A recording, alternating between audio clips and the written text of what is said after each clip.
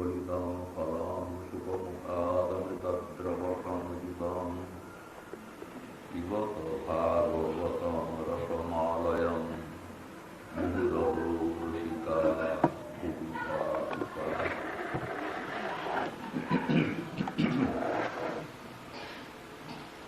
শ্রীমদ্ভাগবত শাস্ত্র শ্রুতি সমাজে, সাধু সমাজে সুপরিচিত। যতগুলি শাস্ত্র প্রকাশ হয়েছেন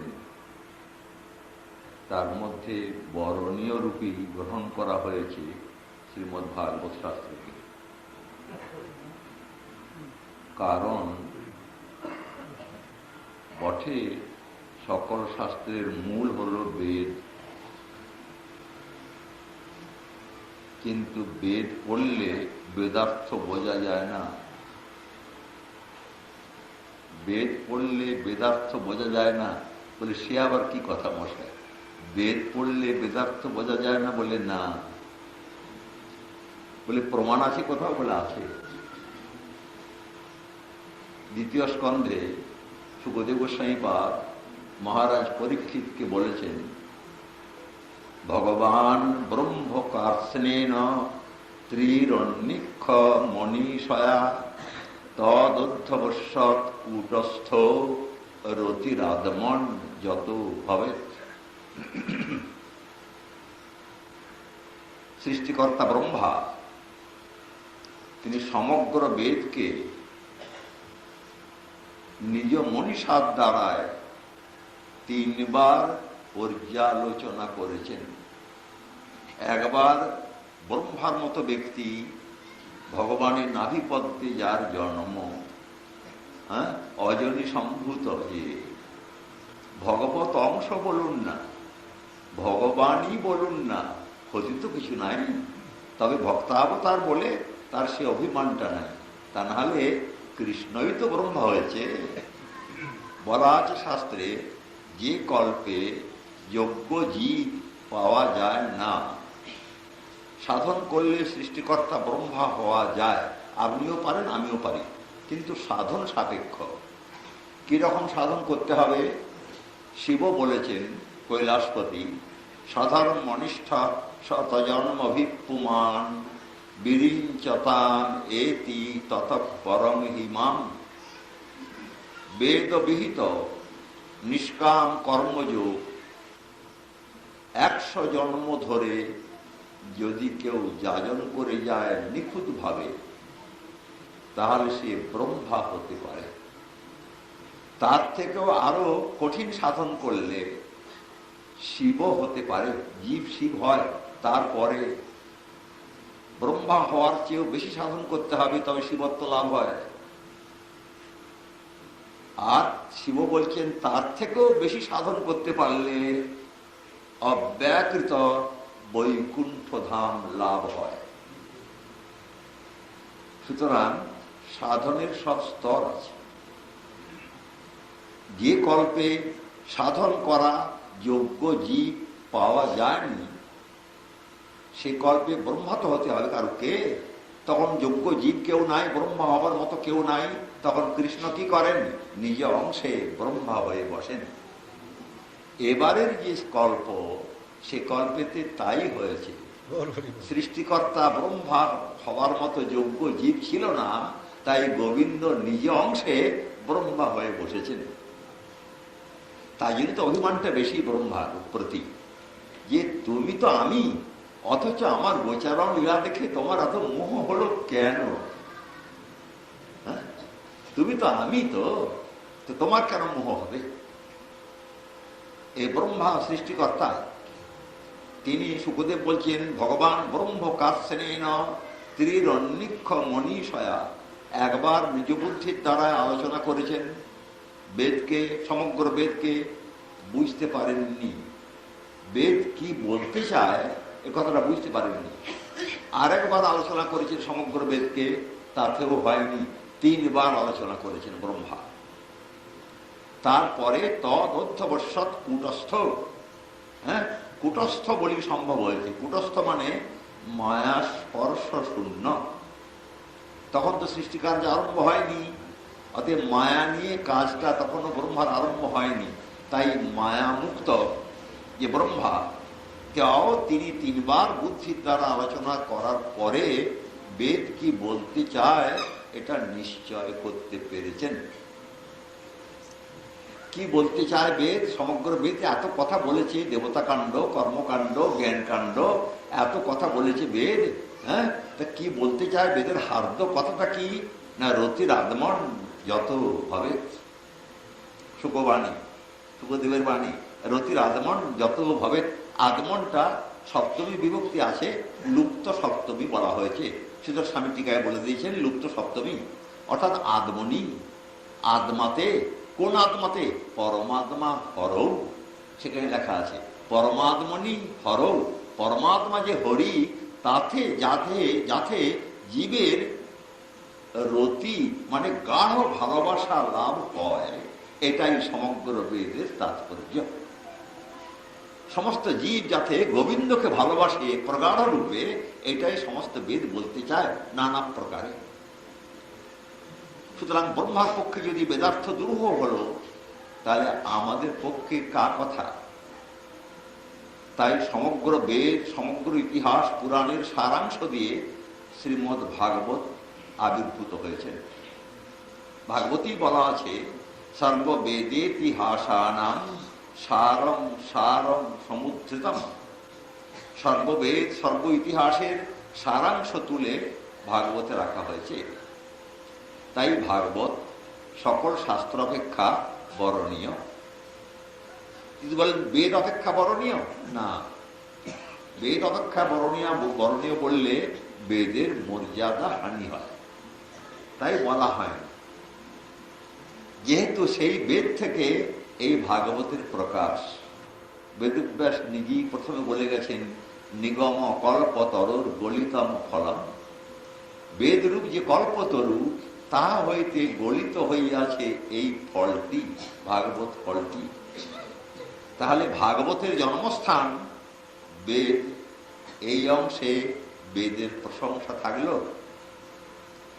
অপর অংশে ভাগবতের প্রশংসা কি করে না, গাছ চিবলে যেমন গাছের মিষ্টতা পাওয়া যায় না, তার সুপক্ক ফল খেতে হয় তবে গাছের মিষ্টতা পাওয়া যায়।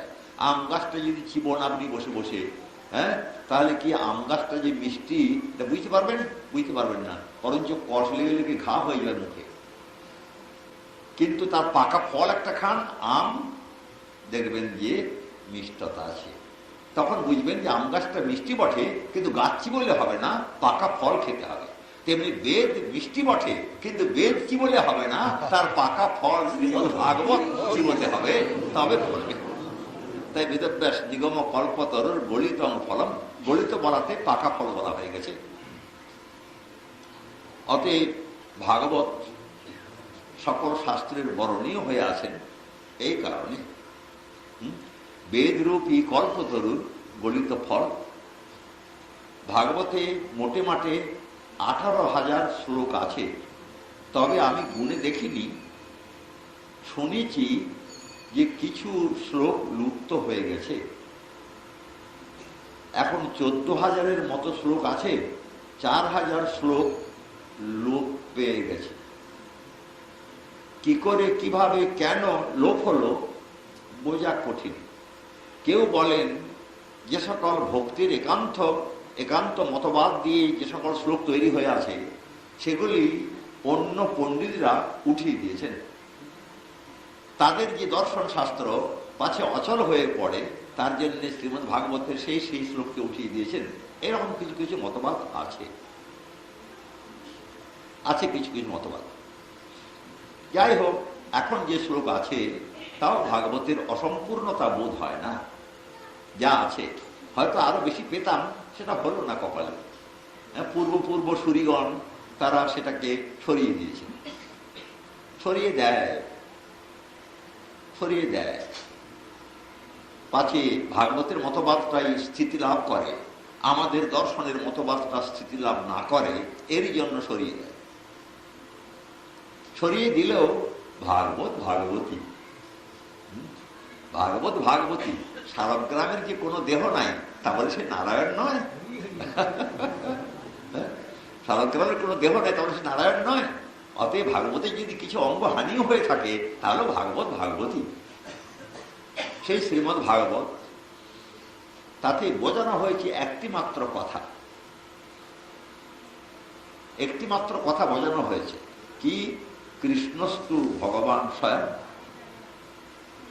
শ্রীকৃষ্ণ স্বয়ং ভগবান। এই কথাটাই মাত্র বোঝানো হয়েছে। সুখদেব গোস্বামী পাদ এত শ্লোকে ওই কথাটাই বুঝিয়েছেন। বলে এর জন্য এত শ্লোককে দরকার কি? বলে আপনি যদি ভালো বক্তা হন, দেখবেন এতগুলো কথারই দরকার আছে। ভালো বক্তা হলে আপনি বুঝবেন এতগুলো কথারই দরকার আছে। কেন না, স্বয়ং ভগবান বলতে গেলি ভগবান কাকে বলে, স্বয়ং কাকে বলে, তার গুণ কি, তার কার্য কি, সমস্ত বলতে হবে আপনাকে, তবে তো স্বয়ং ভগবত্তা স্থাপিত হবে। সুখদেব গোস্বামী পাদ তাই সমস্ত কথা বলেছে।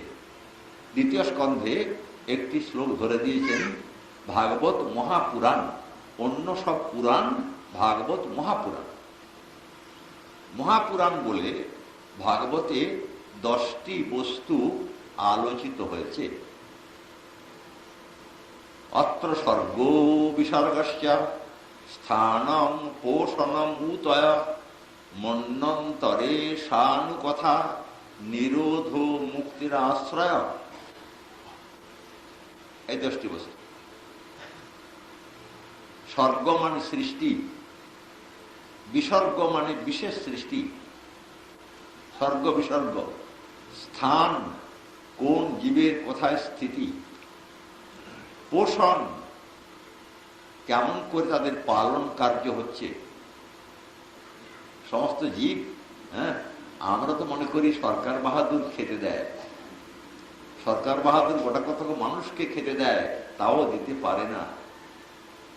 আর মাটির তলায় যে সকল প্রাণীগুলো রয়েছে, জলের মধ্যে যে সকল প্রাণীগুলোকে রয়েছে, কাঠের ভিতরে যে সকল প্রাণীগুলো আছে, তাদের খাবারের চিন্তা সরকার করে কি? করে না। মানুষের চেয়ে বেশি প্রাণী আছে জলে স্থলে, বৃক্ষলতা পশু পক্ষী আদি, তাদের খাবারের চিন্তা করে সরকার? করে না। সে চিন্তা কে করে? যে সৃষ্টি করেছে সেই চিন্তা করে। মহাজন বলেন, সৃষ্টি করিয়াছে যেই অবশ্য পালিবে সেই, নইলে কেন সংহার না করে। যে সৃষ্টি করেছে সেই পালন করবে, তাই যদি না করবে তাহলে মেরে ফেলে না কেন? মেরে যখন ফেলেনি তখন হিসাবে খেতে সে দেবেই। হ্যাঁ, একবারই হোক আর দুবারই হোক খেতে দেবে। শাকর্ণ হোক আর ঘৃতান্ন হোক একবার দেবে। শাকর্ণে ঘৃতান্নে কিছু ভেদ নেই। হ্যাঁ, পুণ্যবৃত্তি নিয়ে কথা, জীবন ধারণ নিয়ে কথা, ওতে কি যায় আসে না। স্থানম পোষণম উতয়, উতি, উতি একটা বস্তু, দীর্ঘ তয় হস্যই, উতি একটা বস্তু, এটাকে মনে রাখো, পরে বলছি। মন্বন্তরে সানু কথা, মন্বন্তর 14 মনু আছেন, তাদের এক এক মনুর রাজত্বকালের পরিচয়, এবং সেই মনু যখন এক একজন আসেন তার মধ্যে ভগবানের অবতারগণ আসেন। তাই মন্বন্তর ঈশানু কথা, মন্বন্তরে শানু কথা, হ্যাঁ, মন্বন্তরের মধ্যে অবতার চরিত্র।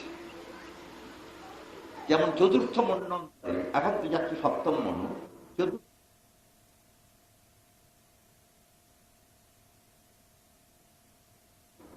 যাকে ভগবান কুম্ভীরের গাছ থেকে সেই গজেন্দ্রকে রক্ষা করেছিলেন, সেটা একটা ভগবান কপিলদেব 3য় স্কন্ধে মাকে বলেছেন, পঞ্চভীর পঞ্চভীর ব্রহ্ম চতুর্ভীর দশভীর তথা এতৎ চতুর্বিংশতিকম গণম প্রাধানিকম বিদু।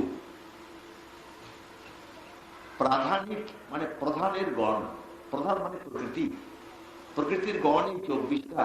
এই 24টা বস্তু হলো উপাদান, এই দিয়ে ব্রহ্মাণ্ডের যত অবয়ব সব তৈরি করা হয়েছে। হ্যাঁ, কি কি? পঞ্চভী, পঞ্চভী, চতুর্ভী, দশভী, এই 24টা। 5, 5, 4, 10, 5, 5, 4, 10। তাহলে 5 5 4 10 বললে সবাই বুঝবে না কি কি 5। প্রথম 5 কি না মহাভূতানি পঞ্চৈব ভূরা অগ্নির মরুন্নভ।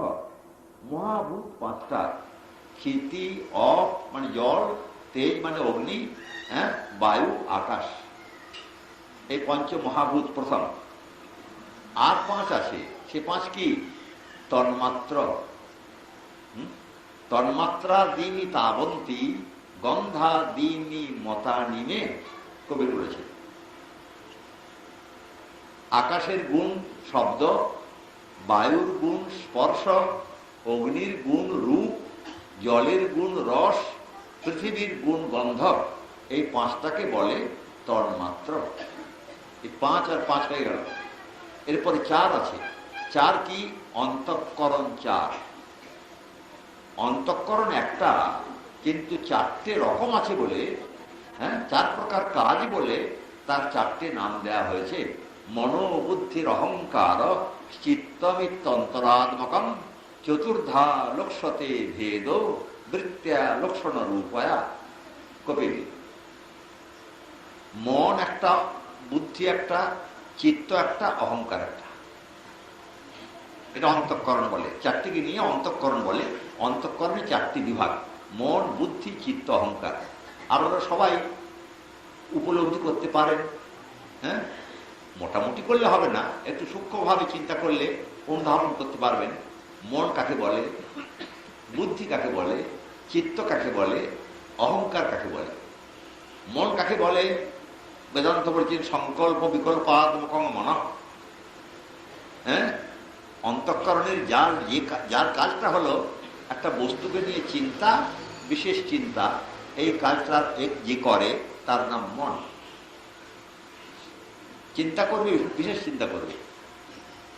বুদ্ধির কাজ কি না নিশ্চয়াত্মিকা অন্তঃকরণ বৃত্তি বুদ্ধি, যে বৃত্তিটার দ্বারায় আপনার বস্তুর নিশ্চয় জ্ঞান হয়। এটা গরু বটে, এটা বৃক্ষ বটে, এটা মানুষ বটে, এটা নিশ্চয় হলো যে বৃত্তিটার দ্বারায়, তার নাম হলো বুদ্ধি। আর একটা আছে চিত্ত আর অহংকার। মনেরই একটা অংশ, তার নাম অহংকার। সে কি করে না মন করে বস্তুকে নিয়ে চিন্তা, বিশেষ চিন্তা, আর অহংকার করে তাতে আমি আমার এই বোধটা জন্মিয়ে দেয়। এটা আমি করিয়াছি, ইহা আমার, এই যে বোধটা, এটা অহং মমতা, এটাকে জন্মিয়ে দেয়, যে তার নাম অহংকার। আর একটা আছে চিত্ত, বুদ্ধির অংশ এটা। চিত্ত কি না অনুসন্ধান আদমিকা অন্তঃকরণ বৃত্তি চিত্তম। অন্তঃকরণের যে বৃত্তিটার দ্বারায় অনুসন্ধান জাগে, এটা কি, ওটা কি, ওটা কি, ওটা কি, এই যে অনুসন্ধান করার নাম চিত্ত। এই 4টে। তাহলে 5 5 4 হয়ে গেল। আর 10 আছে। 10 কি 10টা 2 প্রকার ইন্দ্রিয়কে 10 বলা হয়েছে। 5 5 বিভাগে কর্মেন্দ্রিয় 5, জ্ঞানেন্দ্রিয় 5। কর্মেন্দ্রিয় কাকে বলে? বাক, পানি, পাদ, পায়ু, উপস্থ। কর্মেন্দ্রিয় 5টা। জ্ঞানেন্দ্রিয় 5টা, চক্ষু, কর্ণ, নাসিকা, জিহ্বা, ত্বক। এই 24টা তত্ত্ব, এটা প্রকৃতির থেকে উৎপন্ন হয়েছে। এই বস্তুগুলোকে নিয়ে, এগুলোর নাম স্বর্গ। এইগুলো যে সৃষ্টি করা, এর নাম স্বর্গ। ভগবান মায়ার প্রতিক্ষণ করেন, মায়ার প্রতিক্ষণ করলে প্রকৃতি তখন এই বস্তুগুলো প্রসব করে, কিন্তু সে কোন গঠন করে না। হ্যাঁ, মাটি দিয়ে দিয়েছে কিন্তু কলসি সে করে না। তেমনি 24টা তত্ত্ব দিয়ে দিয়েছে, কিন্তু সে কোনো গঠন করেনি। তার জন্য সৃষ্টিকর্তা ব্রহ্মাকে আদেশ করা হয়েছে, এই উপাদানগুলো নিয়ে তুমি স্থাবর জঙ্গমাত্মক জগৎ তৈরি করো। এর নাম সৃষ্টি বিসৃষ্টি। ব্রহ্মার সৃষ্টিটার নাম বিসৃষ্টি, আর প্রকৃতির যে প্রসব, তার নাম সৃষ্টি। স্থান, কোন জীবের কোথায় স্থিতি। পোষণ, কেমন করে তাদের পালন করার কার্য হচ্ছে। আর উতি, উতিটাকে ধরে রাখতে বলেছি, ধরে রাখুন। মন্বন্তর, ঈশানু কথা, হ্যাঁ, সাবর্ণিক প্রভৃতি মনু আছে, তো বৈবস্বত, সারচিস, অনেক মনু আছে। চণ্ডীতে যে প্রথম শ্লোকিতে আছে, সারচিসেন্তরে পূর্বম চৈত্র বংশ সমুদ্ভব সুরথ নাম রাজা ভূত। হ্যাঁ, তখন সারচিস মন্বন্তর ছিল, দ্বিতীয় মনু সারচিস। প্রথম মনু সায়ন ভুব, দ্বিতীয় মনু সারচিস। 14 মনু চলে গেলে ব্রহ্মার একদিন শেষ হয়। এক এক মনু 71 চতুর্যুগ করে সময় পাবে। এমনি 14 মনু যখন সরে যাবে তখন ব্রহ্মার একটা দিন শেষ হবে, রাত্রি নয়, শুধু দিনটা। এই দিবারাত্রি, রাত্রিটা ওই পরিমাণ, এই পরিমাণ দিবারাত্রির 360 দিনে 1 বছর, এইরকম বছরের 100 বছর ব্রহ্মার পরমায়ু।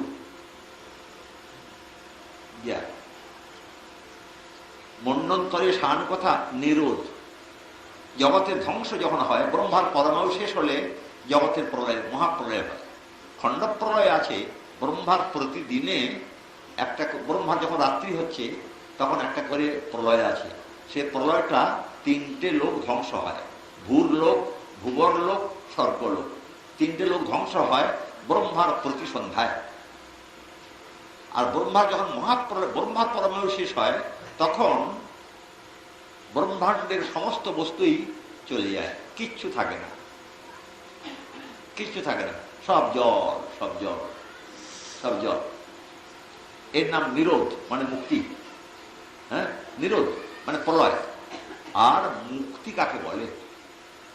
মুক্তি শব্দটা যাচ্ছে, সে মুক্তি কাকে বলে, মুক্তি আর তার পাওয়ার বা উপায় কি, আর কোন ব্যক্তি পেতে পারে, এর আলোচনা। এই পর্যন্ত হলো 9টা হয়ে গেল, বোধহয় 9টা হয়ে গেল। স্বর্গ, বিসর্গ, স্থান, পোষণ, উতি, মন্বন্তর, ঈশানুকথা, নিরোধ, মুক্তি, 9টা হয়েছে। হ্যাঁ, এই 9টা পদার্থ, এরপরে আরেকটা পদার্থ আছে, তার নাম কি? আশ্রয়। আশ্রয়। এই 9টি পদার্থের যিনি আশ্রয়, অর্থাৎ যাকে অবলম্বন করে, যেমন আপনি বাড়ির মালিক, আপনার অনেক ভৃত্য, অনেক কাজ, অনেক রকমের কাজ, এক একজনকে এক একটা কাজ দিয়ে রেখে দিয়েছেন। যত কাজ হচ্ছে, যত চাকর খাটছে, যত রকমের কাজ হচ্ছে, সবারই আশ্রয় কে? আপনি। এই সৃষ্টি, বিসৃষ্টি, স্থান, পোষণ, উতি, মন্বন্তর, অবতার চরিত, হ্যাঁ, নিরোধ, মুক্তি, এই যে 9টা বস্তু, 9টা বস্তু, এতগুলো কাজ চলছে। কাকে আশ্রয় করে চলছে? যাকে আশ্রয় করে চলছে তার নাম আশ্রয় তত্ত্ব। এই আশ্রয় তত্ত্বের ব্যাখ্যা দিয়েছেন ভাগবতের 10ম স্কন্ধে। শ্রীধর স্বামী প্রথমেই লিখে দিয়েছেন, দশমে দশমং লক্ষ্যম আশ্রিত আশ্রয় বিগ্রহম। 10ম স্কন্ধে 10ম পদার্থ যে আশ্রয় তত্ত্ব, তাকে শুকদেব লক্ষ্য করিতেছেন। যাকে আশ্রয় করে সৃষ্টি, বিসৃষ্টি, স্থান, পোষণ, উতি, মন্বন্তর, অবতার চরিত, হ্যাঁ, নিরোধ মানে মহাপ্রলয়, মুক্তি, সব যাকে আশ্রয় করে বেঁচে আছে, সেই তিনি হলেন পরম আশ্রয় তত্ত্ব। তার নাম কি? শ্রীকৃষ্ণাখ্যাম পরম ধাম জগৎধাম নমামি তৎ। শ্রীকৃষ্ণ হলো তার নাম, পরম ধাম, জগতের আশ্রয়, তাকে আমরা প্রণাম করি। তাহলে এই 10টি বস্তু, আশ্রয় তত্ত্ব সমেত 10টি বস্তু শ্রীমদ্ ভাগবতে আলোচিত হয়েছে। এখন আপনারা বিচার করে দেখুন, কৃষ্ণস্তু ভগবান স্বয়ং, এটাকে যদি ঠিক ঠিক ব্যাখ্যা করতে হয় তা এতগুলো বিষয় বলতে হবে কি না? সৃষ্টি, বিসৃষ্টি, স্থান, পোষণ, উতি, মন্বন্তর, অবতার চরিত, মহাপ্রলয়, মুক্তি, এগুলো সব বলতে হবে কিনা? যাকে আশ্রয় করে আছে তবে তো তিনি ভগবান, তবে তো স্বয়ং ভগবান তিনি। অনাদির আদির গোবিন্দ সর্বকারণ কারণ। এই 10টি বস্তু আলোচিত হয়েছে। তার মধ্যে আমাদের এখানকার আলোচ্য বিষয় বর্তমানে উতি। হ্যাঁ, সৃষ্টি, বিসৃষ্টি, স্থান, পোষণ, উতি, পঞ্চম। সৃষ্টি, বিসৃষ্টি, স্থান, পোষণ, উতি, উতিটা আমাদের এখানে আলোচ্য। প্রহ্লাদ চরিত্র আলোচনা মানে উতি আলোচনা। এই কথাটা আমরা পরিধান করিনি তো, সব টিকাকাররা পরিধান করে দিয়েছেন যে প্রহ্লাদ চরিত্র আলোচনা করা মানে উতি আলোচনা করা। উতি কাকে বলে? হ্যাঁ না, উতি মানে বাসনা। উতি মানে বাসনা। বাসনা দুই প্রকার, অশুভাচ শুভা চেতি। অশুভ বাসনা আর শুভ বাসনা দুই প্রকার বাসনা।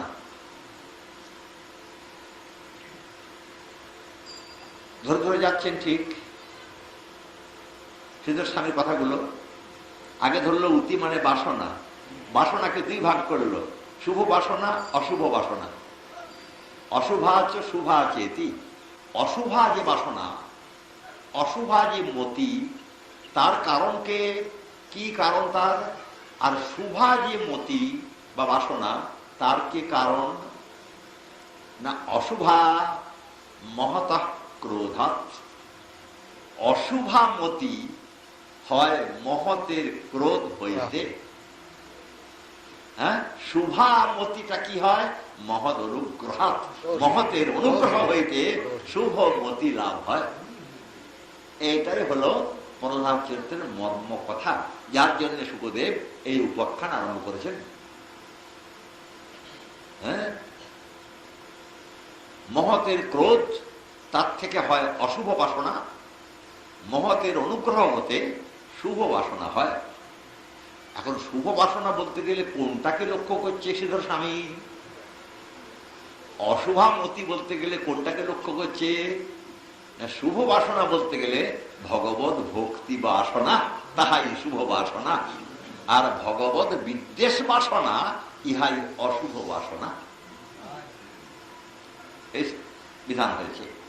হ্যাঁ, আপনি যেটা ওটা নিয়ে শুভ অশুভ ব্যাখ্যা করবেন তা হবে। অশুভ বাসনা কাকে বলে? না ভগবানের বিদ্বেষ বাসনা, এর নাম অশুভ বাসনা। শুভ বাসনা কাকে বলে? ভগবানের ভক্তি বাসনা, সুবাসনা। এই দুটোর কারণ কি? মহতের ক্রোধ অশুভ বাসনার কারণ, আর শুভ বাসনার কারণ মহতের অনুগ্রহ। এই দুটোকে দেখানো হয়েছে প্রহ্লাদ চরিত্র অবলম্বন করে। চক্রবর্তী বাত্রিকায় বলেছেন, স্বামীপাদও বলেছেন, যখন মহতের ক্রোধে অশুভ বাসনার উৎপত্তি হয়, ভগবানের বিদ্বেষ বাসনা উৎপত্তি হয়, বললে যে সেটা কি খুব দোষের? ভগবানের বিদ্বেষ বাসনা হলে এটা কি খুব দোষের হলো? বললে দোষের নয়। তাতে বিদ্বেষ করবার কোনো হেতু যদি তুমি পেতে, তাহলে তুমি বিদ্বেষ করো। ভগবানের এমনই স্বরূপ, তাতে বিদ্বেষ করবার কোন রকম হেতু নাই, কোন রকম হেতু নাই। ব্রহ্মা বলেছেন, গুণাদ মনস্তে গুণান বিমাতুম হিতাবতীর্ণস্য কৈশিরেশ কালেন জৈর্বা বিমিতাস্যু কল্পৈ এর ভূপাং সবক্ষে মিহিকা দুভাস। গুণাদ মনস্তে গুণান বিমাতুম হিতাবতীর্ণস্য কৈশিরেশ। ব্রহ্মা যখন গোবৎসরণের পর কৃষ্ণকে স্তুতি করেন, তখন তিনি এই বাক্য বলেছেন যে তুমি গুণময় বিগ্রহ। গুণময় বিগ্রহ মানে মাইক গুণময় বিগ্রহ নয়, ভক্ত বাৎসল্যাদি গুণময় বিগ্রহ। কিন্তু এত গুণ তোমার মধ্যে রয়েছে যে বিমাতুম মানে গণনা করিতে কোন ব্যক্তি সমর্থ নয়, কাহারাও সমর্থ নয়। কেন না জগতে হিতাবতীর্ণস্য, জগতের হিতের জন্য তুমি অবতীর্ণ হয়েছ। জগতের হিতের জন্য অবতীর্ণ হয়েছে যদি,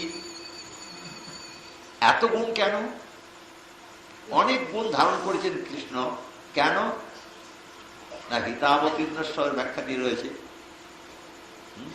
কেন না লোক অসংখ্য, জগতে দেব গন্ধর্ব যক্ষ রক্ষ মানুষ প্রভৃতি অনেক রকমের প্রাণ জীব, অনেক রকমের জীব। মানুষ কত রকম দেখুন, আপনার সঙ্গে আমার মিল নাই মতে, হ্যাঁ, এমনি প্রত্যেকটির সঙ্গে প্রত্যেকটি ভিন্ন রুচি। শাস্ত্র বলেন ভিন্ন রুচির হি লোক, লোক সব ভিন্ন ভিন্ন রুচি। কেউ এটা পছন্দ করে, কেউ এটা পছন্দ করে। আমি যা পছন্দ করি তা আপনি করেন না, আপনি যা করেন তা ও করে না, এরকম। অথচ একটা লোক তো গোবিন্দ, সে তো একটা লোক। সকলের রুচি সম্পন্ন করতে হলে তার কি উপায় বলুন দেখি? আমরা এমন একটা কোনো বস্তু আনতে পারি না যাতে সকলের রুচি হয়। রসগোল্লা এনে দিলাম মশাই ভালো, কেউ বললাম মিষ্টি খাই না, যা বাবা। হ্যাঁ, তাহলে এমন কোন উত্তম বস্তু আপনি আনতে পারবেন না যাতে সকলের রুচিকর হবে, এমন আনতে পারবেন না। একমাত্র গোবিন্দ বিগ্রহ ছাড়া আর দ্বিতীয় কেউ নাই যাতে ব্রহ্মাণ্ডের সকল ব্যক্তি বলতে পারে হ্যাঁ আমার রুচিকর, আর দ্বিতীয় কেউ। সুতরাং গোবিন্দকে অনেক গুণ গ্রহণ করতে হয়েছে, অসংখ্য গুণ, পরার্ধের উপরে গুণ গ্রহণ করেছেন তিনি। ব্রহ্মা বলেছেন কালেন জৈর্বা বিদিতা সুকল্পই ভূপাংশব খে নিহিকা দুভাষ। বহু সময় নিয়ে বহু নিপুণধী ব্যক্তিগণ যদি বসে গণনা করতে, তারা যদি পারে পৃথিবীর ধূলিকণা গণনা করতে শেষ করতে পারে, যদি আকাশের হিমকণা যদি কারা গণনা করতে পারে, নক্ষত্রমালা যদি সব গণনা করে শেষ করতে পারে, যদি, তথাপি তোমার গুণ গণনা করিয়া শেষ করা যাবে না। এতগুলো তিনি গুণ গ্রহণ করেছেন কেন না কেউ যেন বাদ না যায়। কারণ না কারণ আমার যতগুলো গুণ আছে একটাতে না একটাতে কারো রুচি লেগে যাবে, হ্যাঁ, মন লেগে যাবে। তাই জন্য অসংখ্য গুণ তিনি গ্রহণ করেছেন, সেই গুণেতে কেউ বাদ যাবে না। দেব, যক্ষ, রক্ষ, গন্ধর্ব, সিদ্ধ, বিদ্যাধর, মানুষ, ভিন্ন ভিন্ন মানুষ, সকল যত রকমের প্রবৃত্তি আছে সকলেই দেখবেন গোবিন্দকে সবাই ভালোবাসে। কেন না কোনো না কোনো গুণে সে আটকে গেছে। অসংখ্য গুণ রয়েছে, তো এটা ভালো না লাগলো আরো গুণ আছে। হ্যাঁ, সুতরাং সকলের প্রিয় হতে পারে একটি মাত্র বিগ্রহ যার নাম শ্রী গোবিন্দ, আর দ্বিতীয় নেই। হ্যাঁ, তাহলে ভগবত বিদ্বেষ বাসনাটা আপনার কুলক্ষণ। ভগবান আপনি বিদ্বেষ করবেন, এই যে বাসনাটা হলো, এটা কুলক্ষণ, এটা আপনার হিতকারী নয়। কেন না যে হিতকারী বন্ধু, তাকে যদি আপনি অহিত জ্ঞানে বিদ্বেষ করেন তাহলে আপনার তো উচ্ছন্ন যাবার পাটা। যে ব্যক্তি সত্যি করে আপনার হিতকারী, তাকে যদি আপনি অহিতকর ব্যক্তি মনে করে বিদ্বেষ করেন তাহলে আপনি উচ্ছন্ন যাবেন। তেমনি যে ভগবান, যে শ্রীগোবিন্দ অনন্ত গুণ গ্রহণ করেছেন, কেন না জীব যদি কোনো গুণে কোনো জীব আমাতে আটকে যায়, আমার প্রতি শ্রদ্ধা করে, ভক্তি করে, তার পিতাস্থতা এসে যাবে। হ্যাঁ, মায়ার লাথি খাওয়াটা চিরকালের জন্য ঘুচে যাবে। কিন্তু এই ভগবানকে বিদ্বেষ করার তো কোনো কারণ নেই। এমন কোনো গুণ তাতে আছে কি, এমন কোনো দোষ কেউ দেখাতে পারবে কি যাতে বিদ্বেষ করা চলে? গোবিন্দে বিদ্বেষ করা চলে না, এমনই তার গুণ, কোনো দোষ তাতে নাই। শাস্ত্রে 18টা প্রাকৃত জগতে দোষ বলে স্বীকার করেছেন। প্রাকৃত দেহে আমাদের জগতে, মায়ার জগতে 18টা দোষ আছে, সেগুলো প্রাকৃত দোষ। 18টা: নিদ্রা, তন্দ্রা, আলস্য, ক্ষুধা, পিপাসা, আশঙ্কা, বিভ্রম, হ্যাঁ, হিংসা, দেশ, মাৎসর্য প্রভৃতি। এগুলো সব আছে তো এই জগতে। হ্যাঁ, শাস্ত্র বলে দিয়েছে সাবধান, যখন গোবিন্দ দেখতে যাবে তখন আগে বুঝে রাখবে, তারপর দেখতে যাবে। অষ্টাদশ মহাদোষই রহিতা ভগবত্তনু। হ্যাঁ, গোবিন্দ তো পরের কথা, ভগবত বিগ্রহ মাত্রে 18টা যে প্রাকৃত জগতে দোষ আছে, এই দোষ ভগবত বিগ্রহে নাই। কেন না মায়ার উপাদান দিয়ে ভগবত বিগ্রহ তো তৈরি হয়নি। সর্বে নিত্যা শাশ্বতাশ্চ দেহাস্তস্য পরাত্মন হানুপাদান রহিতা নৈব প্রকৃতিজাত ক্বচিৎ। কখনো তারা প্রকৃতিজাত বস্তু নয়, ভগবত বিগ্রহ মায়াতীত। অতএব মায়িক জগতের যে দোষ 18টা, সেটা ভগবত বিগ্রহে নাই। কৃষ্ণ তো নাই, অন্যান্য যে ভগবত স্বরূপ আছে অংশাদি, তাদেরও নাই ভগবত কোনো দোষ নাই। তো যাতে কোনো দোষ নাই, তাতে আপনি বিদ্বেষ করবেন কোন সূত্র? কোন সূত্রে আপনি বিদ্বেষটা করবেন? বিদ্বেষ করার কোন সূত্র নাই। তাহলে সকলেরই উচিত কি না, ভগবানের বিদ্বেষ বাসনা যদি আসে তাহলে বুঝতে হবে আপনি গেলেন। আপনি গেলেন, একে তো মায়ার পঙ্কেতে আমরা ডুবে গেছি। গলা পর্যন্ত যদি কেউ পাকে ডুবে যায়, সে উঠতে পারে? আর পাক পাক পঙ্ক, তাতে গলা পর্যন্ত আপনি ডুবে গেছেন, জানেন না পাক বলে পা দিয়ে ফেলেছেন আর ভর ভর করে ডুবে গেছে এতটা। এখন আর উঠতে পারবেন না, আপনি কিছুতেই না, কিছুতেই উঠতে পারবেন না। তখন যেমন আপনাকে সাহায্য চাইতে হবে, কে পথিক যায়, কে পথিক যায়, চেয়ে চেয়ে চেয়ে চেয়ে, ওগো দয়া করো গো, ওগো দয়া করে আমাকে ওঠাও। এমনি জীব মায়া পঙ্কে পড়ে গেছে, গলা পর্যন্ত ডুবে গেছে, এখন পথিকের দিকে চাইছে, কে সাধু গুরু বৈষ্ণব যাচ্ছ গো, আমাকে দয়া করে উদ্ধার করো, এই বলে তারা চিৎকার করে ডাকবে।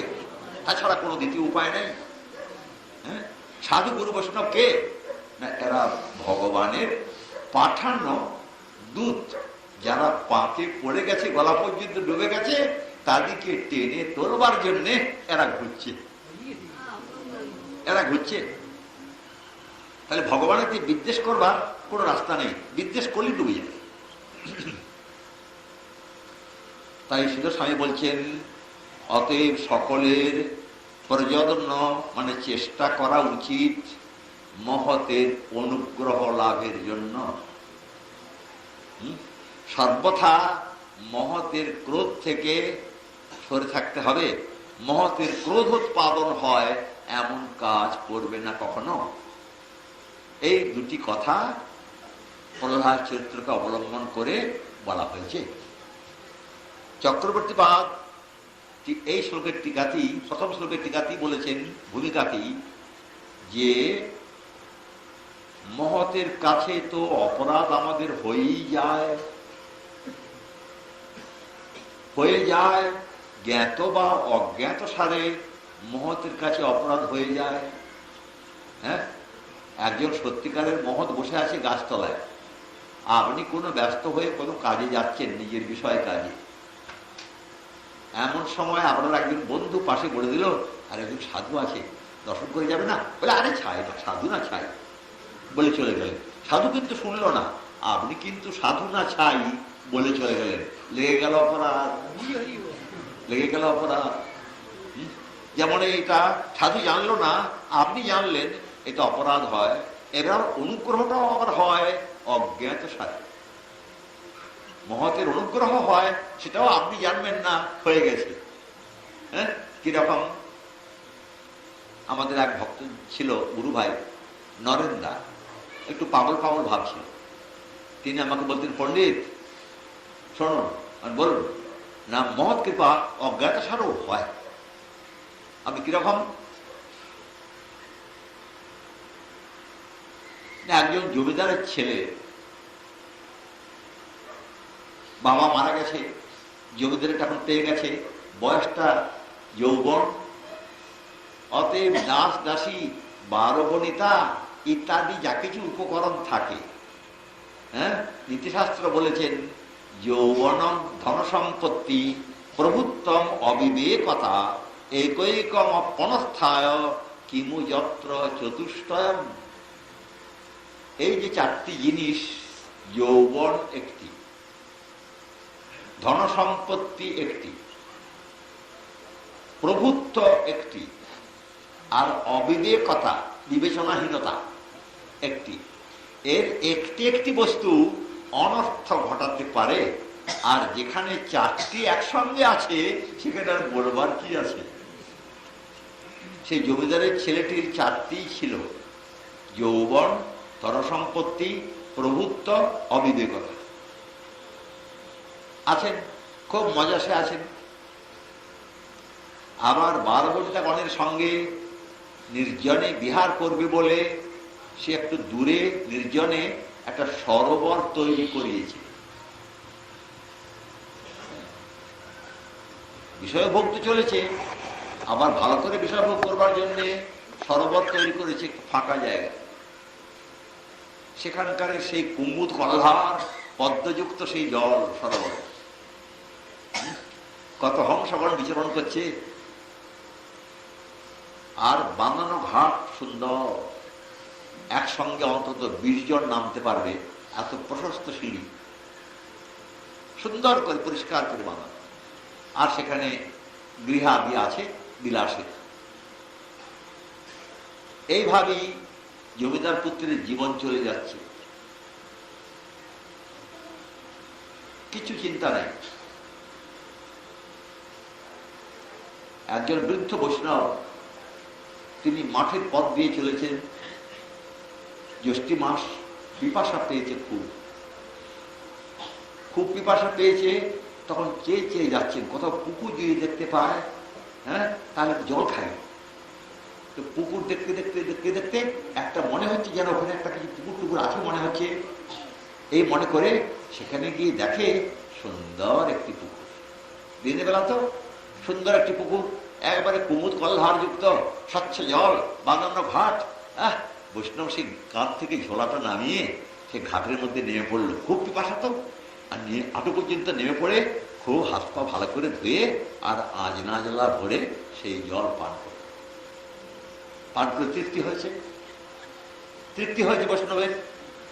কার পুকুর কিছু কি জানে না, জল খেয়ে যখন বৈষ্ণবের তৃপ্তি হয়েছে, শীতল জল, সুন্দর স্বচ্ছ, তৃপ্তিতে বলে ফেলেছে স্বচ্ছাসে, হ্যাঁ, কে রে ভাগ্যবান, এমন জায়গায় এত সুন্দর পুকুর করে রেখে দিই, তোর কল্যাণ হোক।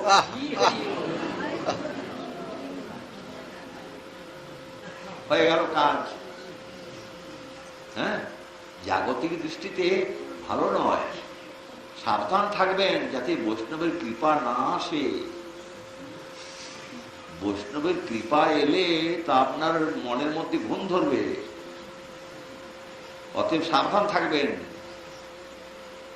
বৈষ্ণবের কৃপা এলে মনের মধ্যে ঘুম ধরবি, যদি ঘুম না ধরে থাকে তাহলে বুঝবেন কৃপা আসেনি।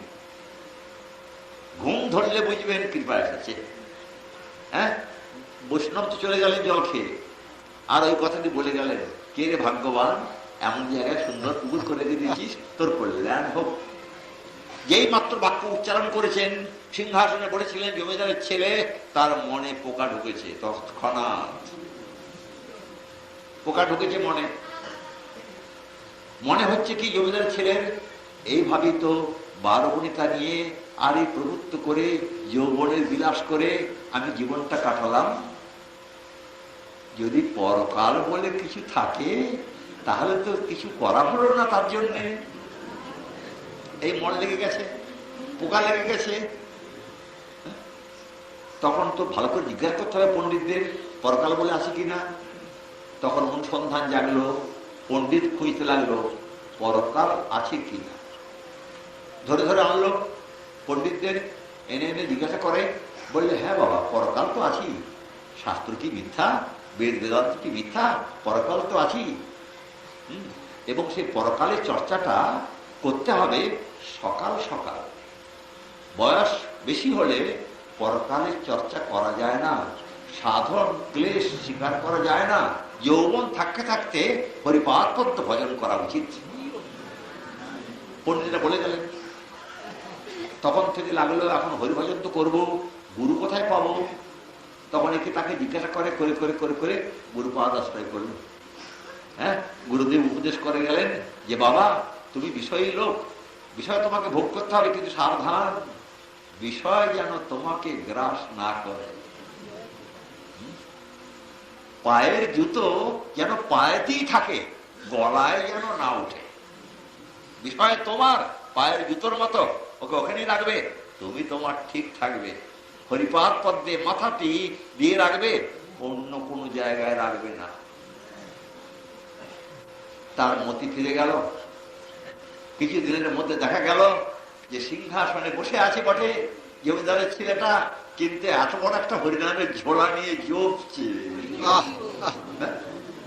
অদ্ভুত, মহতের কৃপা কি কাজ করে। আরেকটি গল্প বলেছিলেন তিনি, যে একজন দাম্ভিক ব্যক্তি, খুব দাম্ভিক, চাকরি বাকরি হয়তো করে, বেশি টাকা মাইনে টাইনে পায়, কিন্তু দম্ভ খুব। রাস্তার ধারে বাড়ি, বারান্দা চারদিকে, সেই রাস্তার ধারে যে বারান্দাটা তার বাড়ি, সেই বারান্দাটা বিকেলবেলা তেড়ি টেড়ি কেটে আতর টাতর মেখে ভালো জুতো পরে জামা টামা গায়ে দিয়ে সে পাচারি করে, নিচে নামে না, তার সঙ্গে কথাবার্তা করে না, বিশেষ খুব গরম বা দম্ভ।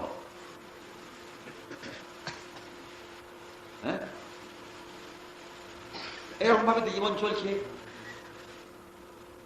মাথা সে কোথাও নোয়ায় না, দাম্ভিক লোক। একদিন হয়েছে কি, অযাচিত মহৎ কৃপা, মহৎ তো জানে না কৃপা যে কি করে হয়।